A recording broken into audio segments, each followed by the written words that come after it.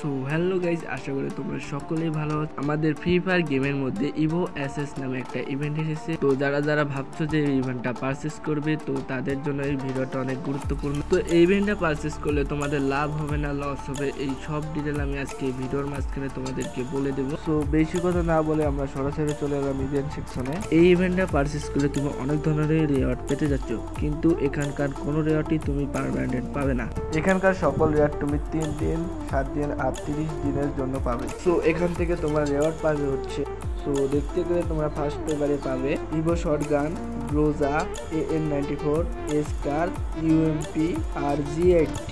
আর সবকিছু এখানে তোমরা 4 লেভেল করে পেয়ে যাবে, কিন্তু G80টা তোমাদেরকে ম্যাক্স লেভেলেই দেওয়া হবে। সো পরের পেজে রয়েছে MP40, ফার্মাস, would পিকার, Thomson, M41 R G80।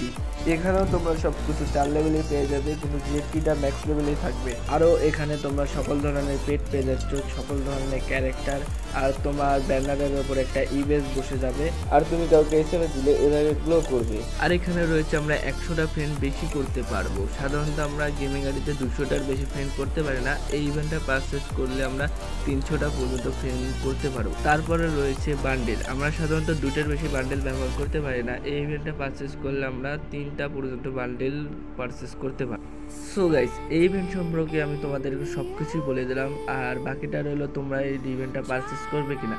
So আমার মতে এই ইভেন্টটা পারচেস না করে, কারণ এই ইভেন্টটা পারচেস করার জন্য যে অ্যামাউন্টটা রেখেছে সেই অ্যামাউন্টটা দিয়ে আমরা অনেক কিছুই পার্মানেন্ট পেতে পারি, কিন্তু এখানে কোনো কিছুই পার্মানেন্ট দিবে না। সো এই ইভেন্টটা পারচেস না করাই ভালো।